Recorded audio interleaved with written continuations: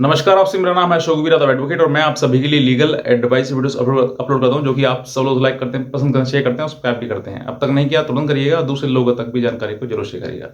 देखिए, फैमिली जो है, परिवार जो है, वो शादी के बाद एक नए परिवार में आगमन होना, नए परिवार में जाना, वहाँ के हालातों को देखना और वहाँ की जो भी जो नियम कानून है उस घर परिवार के, वो भी आपको समझना है। बहुत सारे ऐसे हैं जो पूरा जीवन बर्बाद हो जाता है, पूरा समय पूरा जो है वो खराब हो जाता है और बाद में पछताने के सिवा कुछ नहीं रहता है।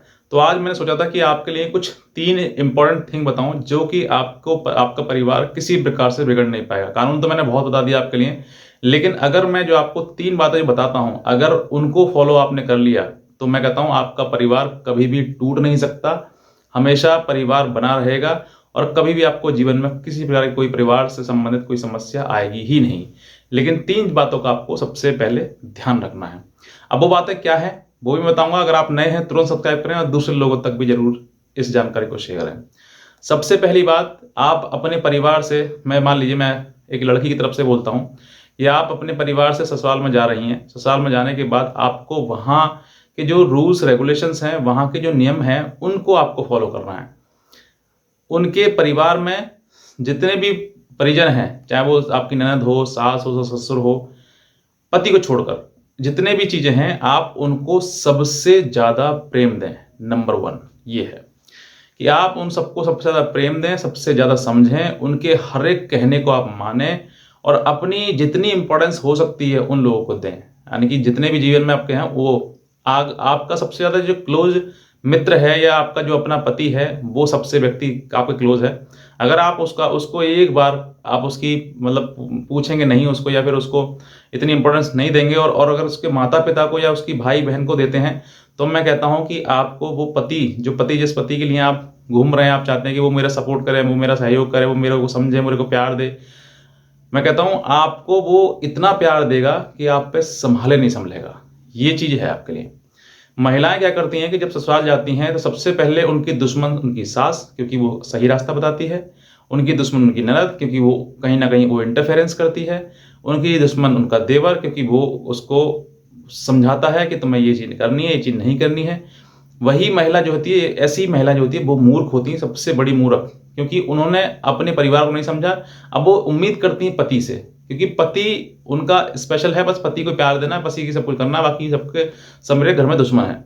आप ऐसे में सोचिए, जिस पति की आप बात कर रहे हैं, जिस बेटे की आप बात कर रहे हैं, वो उस परिवार से जुड़ा हुआ है और उनकी जड़ जो है, उस पति की जड़ जो है, वो उसके माता पिता हैं। अगर उनको ही आप अपमानित करेंगे या उनकी बात नहीं मानेंगे या फिर उनके ही उनसे लड़ाई झगड़ा करेंगे, तो कहता हूं वो पति जिससे आप शादी करिए वो घुट घुट के मर जाएगा।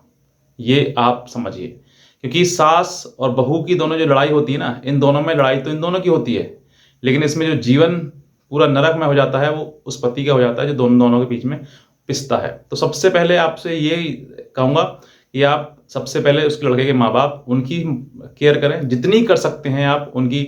आपको पुण्य तो मिलेगा ही मिलेगा, उस घर का, पूरे घर का जो है वो साथ सपोर्ट आपको मिलेगा। ये आपको ध्यान रखना। आप कैसे करना है वो आपको देखना है कि मुझे किस तरीके से उसको करना है। ये शुरुआत से करते हैं, ये नहीं कि अब मैंने बता दिया आपको 2-3 साल बीत गए, अब तक लड़ाई झगड़ा चल रहा था, अब हो गया। शुरुआत से चलता है, लेकिन फिर भी अगर कोशिश करेंगे तो हर चीज बनती चली जाएगी।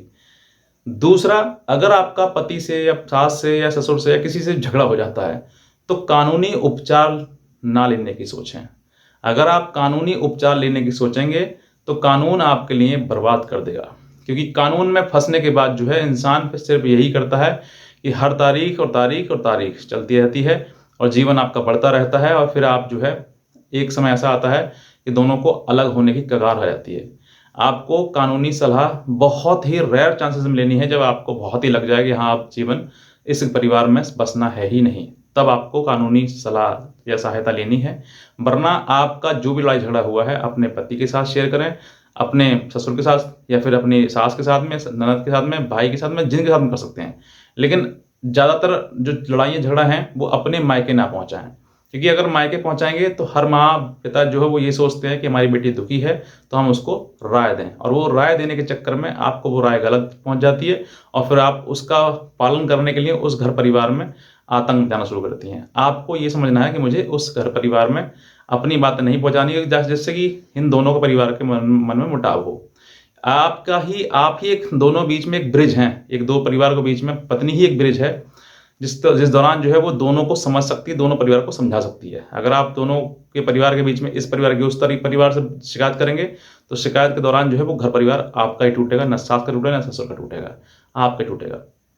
तो सबसे पहली बात कि आपके लिए घर में माता-पिता को देना है। अब मैं ये माता-पिता दोनों के लिए कह रहा हूँ, ये नहीं कि सब बहू ही करेगी, पति नहीं करेगा। पति भी करे, पति अपने सास-ससुर की सेवा करे या उनको समझे, और पत्नी जो है अपने सास-ससुर को समझे, उनकी सेवा करे। दूसरा, आपके लिए कानूनी सहायता बहुत रेयर चांसेस में लेनी है, जब आपकी बहुत ज़्यादा सीमा पार हो जाए तब।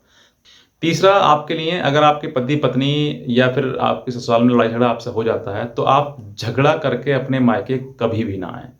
भूल कर भी ये चीज़ गलती ना कर दें कि आपने ससुराल में झगड़ा किया और झगड़ा करने के बाद आपने अपने वहाँ से सामान उठाया, बैग उठाया और सीधे मायके आ गए। ये गलती आप भूल कर भी ना करें। क्योंकि अगर आपने ये गलती करी तो आपने, और कहते हैं ना, झगड़े में वो कहते हैं घी डालने का काम कर दिया आपने, जिससे कि झगड़ा और ज़्यादा बढ़ जाएगा। तो आपके लिए ये काम बिल्कुल नहीं करना है कि आपकी चाहे माँ बुलाए, आपके पिता बुलाएँ, चाहे कोई भी बुलाए आपको, परेशानी कितनी भी आ जाए, जहाँ पर नए स्थान पर आप जाते हैं तो थोड़ी बहुत आपको विपरीत परिस्थितियों का सामना करना पड़ता है।